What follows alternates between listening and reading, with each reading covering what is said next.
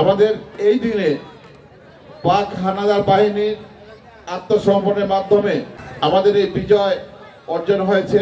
1971 সালে মহান স্বাধীনতার ঘোষক শহীদ প্রেসিডেন্ট জিয়াউর রহমান, যিনি 26শে মার্চ কালুরঘাট বেতার কেন্দ্র থেকে স্বাধীনতার ঘোষণা দিয়ে রণাঙ্গনে যুদ্ধ করে এই দেশকে স্বাধীন করেছেন, এবং 9 মার্চ যুদ্ধ চলাকালীন যারা এই যুদ্ধে মুক্তিযুদ্ধে শহীদ হয়েছেন সকল শহীদ মুক্তিযোদ্ধাদের আত্মার মাগফিরাত কামনা করছি।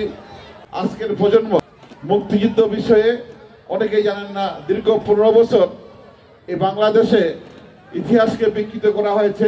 বীরশ্রেষ্ঠ, বীর উত্তম খেতাব পেয়েছে এরকম অনেক মুক্তিযোদ্ধাদেরকে দীর্ঘ 15 বছর বঞ্চিত করে তাদেরকে অসম্মানিত করা হয়েছে, তাদের এই উপাধি কেড়েও নেওয়া হয়েছে। একটা দেশকে পঙ্গু করার জন্য প্রথমেই সে দেশের যারা প্রতিবাদী, যারা কণ্ঠস্বর, তাদেরকে আগে হত্যা করার নীলনকশা করে। আসলে আমরা বারবার এই স্বাধীনতাকে আনবো, লক্ষ লক্ষ শহীদ রক্ত দিব, আসলে কার জন্য? এই ধরে রাখার দায়িত্ব কার? আমার সামনে যারা আজকের ছাত্রছাত্রী, তারাই কিন্তু আগামী দিনের ভবিষ্যৎ।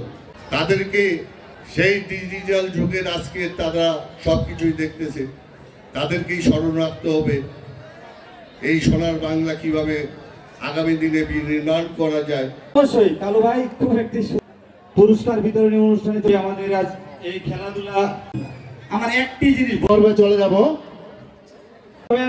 আশা নয় এটা আমি ছোট্ট মেয়েদের 100 বিদ্যালয় তৃতীয়, এবারে ট্যাংরা যে উত্তম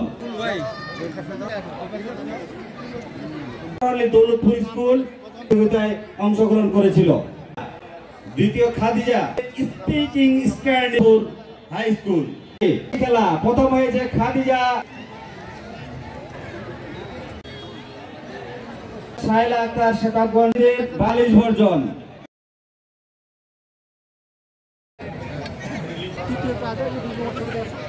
আছে দেশভরের এই আলোচনা পুরস্কার বিতরণী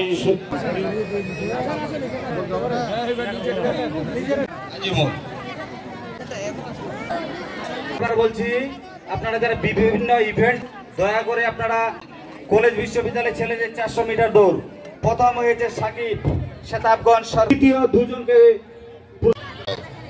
তাহলে আমার যদি 1000 কোটি টাকা, আমি কিভাবে এলাকা কি আহ্বান করবো, যিনারা